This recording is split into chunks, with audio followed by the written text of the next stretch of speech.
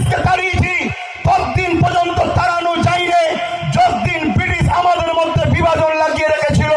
সেই পথেই কেন্দ্র সরকার হাঁটছে, হিন্দু মুসলমানের মধ্যে বিভাজন লাগাচ্ছে। কিন্তু আমি আমার হিন্দু মা বাবা ভাই বোনেদেরকে বলবো, আপনারা খেয়াল করে দেখুন, সমাজে প্রচার করছে হিন্দু খাতরে মে হ্যায়, হিন্দু বিপদে আছে, হিন্দুরা নিরাপত্তাই নয়।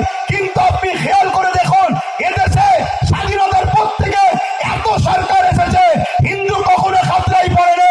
2014 থেকে বিজেপি আসার পরেই হিন্দু খাতরাই পড়েছে। হ্যাঁ, খাতরাই পড়েছে। রেলকে বিক্রি করে দিল। হকার কারা করে? যারা অমুসলিম ভাইরা 100-র মধ্যে 95 তারা হকারের কাজ করে। এলআইসিতে কাজ করে কারা? 100-র মধ্যে 100% অমুসলিম ভাইরা। এমন করে এলআইসিকে বিক্রি করে দিয়েছে, এয়ারপোর্টকে বিক্রি করে দিচ্ছে, কারেন্টকে বিক্রি করে দিয়েছে। আমার হিন্দু মা বাবা ভাই বোনেদের বলবো, আসামে ডিটেনশন ক্যাম্পে বিজেপি সরকারের নেতৃত্বে 1 লক্ষর উপরে হিন্দু মা বোন বন্দী হয়ে আছে।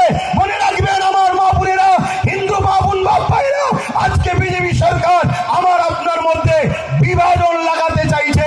এই বিভাজন লাগিয়ে রুজি রুটি, চাকরি বাকরি, জিনিসপত্রের দাম যে হাই হয়ে গেছে, এটাকে ভুলিয়ে রাখার একটা নান ষড়যন্ত্র তারা চালাতে লেগেছে। এছাড়া দ্বিতীয় কিছু নয়। খুব ভালো করে বুঝবেন, আপনারাও বুঝুন, আমার হিন্দু মা বাবা ভাই বোনেরাও বুঝুন। আসুন আমরা ঐক্যবদ্ধ হই। যেভাবে সাদা চামড়ার ব্রিটিশকে তাড়িয়েছি, আজকের এই কালো চামড়ার দেশের দুশ্মন এই ব্রিটিশগুলোকেও আমাদের ঘরে সংগঠিত হয়ে ঐক্যবদ্ধ হয়ে সংবিধানকে নিয়ে এদের বিরুদ্ধে লড়াই করে এদেরকে তাড়াতে হবে। আপনারা রাজি আছেন না নয়? হাত তুলে বলুন, রাজি আছেন না নয়? তাই আমার মা বোন বাপ ভাই, হিন্দু সমাজের মানুষ, আদিবাসী দলিত সমাজের মানুষ, তারা সব আমাদের আপন। তাদের সঙ্গে বন্ধুত্ব করুন, তাদেরকে বুঝান, তাদেরকে ভাবান, তাদেরকে জাগান। খুব ভালো করে বুঝবেন, আজকে কেন্দ্রে বিজেপি সরকারের এই যে বাবরি মসজিদ শহীদ হয়েছিল কত তারিখে জানো? এটা সবাই বলুন, সবাই বলুন। 6 ডিসেম্বর। আপনারা জানেন ওই দিনটাই কেন শহীদ হয়েছিল? একটু মন দিয়ে শোনেন, বুঝতে পারবে কেন এই মসজিদের পিছনে লেগেছে। 6 ডিসেম্বর বাবরি মসজিদ কেন শহীদ হয়েছিল জানেন? 6 ডিসেম্বরটা হচ্ছে ডাক্তার বাবা সাহেব আম্বেদকরের মৃত্যু দিন ছিল। শুনছেন? ভারতবর্ষের প্রত্যেকটা ধর্মের মানুষ, প্রত্যেকটা সম্প্রদায়ের মানুষ বাবা সাহেব আম্বেদকরকে আমরা রিয়েল হিরো বলে মানি, আমরা সম্মান দিই, তিনাকে পেয়ার করি। কেন? তিনি আমাদেরকে কথা বলার জন্য একটা সংবিধান দিয়ে গেছে। ডাক্তার বাবা সাহেব আম্বেদকর এই 6 ডিসেম্বরে তিনি মৃত্যুবরণ করেছিলেন। ডাক্তার বাবা সাহেব আম্বেদকরের এই দিনটাকে পুরো দেশ জুড়ে সর্বধর্মের মানুষেরা এই দিনটাকে তারা পালন করত। এই দিনটাকে দাগ ও কালিমা লাগাবার জন্যে বড় প্ল্যান করে 6 ডিসেম্বর বাবরি মসজিদ, ঐতিহাসিক মসজিদকে শহীদ করে দেওয়া হলো। নিশ্চয়ই আপনারা জানেন 1992 সালে এই শহীদ হয়েছিল। 1992 কেন শহীদ হয়েছিল জানেন? কি গো জানেন? এগুলো খোঁজ রাখুন। 1979-তে মন্ডল কমিটি বলে, যেমন সাচার কমিটি 2006 হয়েছিল, মন্ডল কমিটি তৈরি হয়েছিল।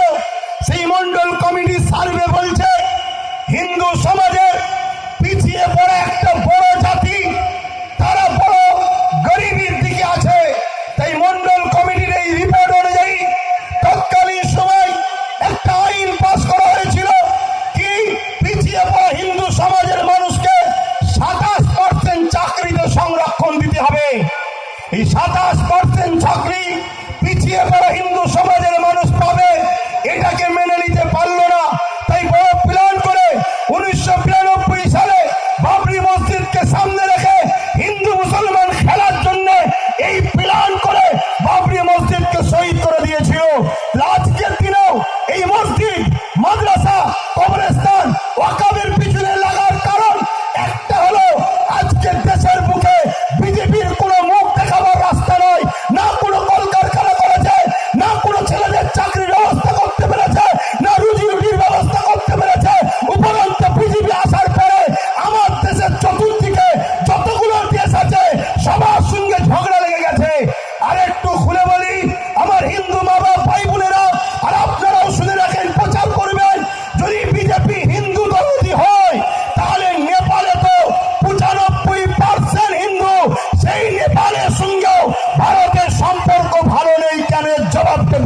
দিতে হবে।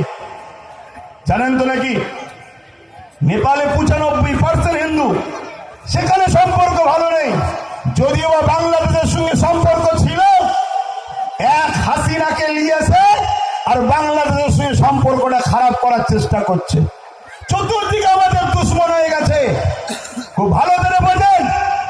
আজকে বলছে হিন্দু ভাইদেরকে নাগরিকত্ব দেবো, এই তথ্যগুলো শোনেন, সমাজকে বলবেন। দূরে কাছে আমার হিন্দু ভাইয়েরাও শোনেন, পাকিস্তান থেকে স্বামী একজন গায়ককে ভারতবর্ষে নিয়েছে, ভারত সরকার তাকে নাগরিকত্ব দিয়েছে, এর জন্য কোনো বিল অ্যামেন্ডমেন্ট করতে হয়নি। আজকে বাংলাদেশ থেকে একজন মুসলমান নামধারী হাসিনাকে নিয়েছে, তাকে আমার দেশে ঘর দিয়েছে, গাড়ি দিয়েছে, সিকিউরিটি দিয়েছে, এর জন্য কোনো বিল করতে লাগে না। অথচ আমার গরিব হিন্দুগুলো আজও ফুটপাতে পড়ে আছে, আমার গরিব হিন্দু মা বোনগুলো এই ঠান্ডায় তারা থরথর করে কাঁপছে। আজকে গরিব হিন্দু মা বোনগুলো তাদের চাকরি কারবার নয়, এই যে জিনিসটাকে মাইন্ড থেকে ডাইভার্ট করার জন্য হিন্দু মুসলমান করতে চাইছে।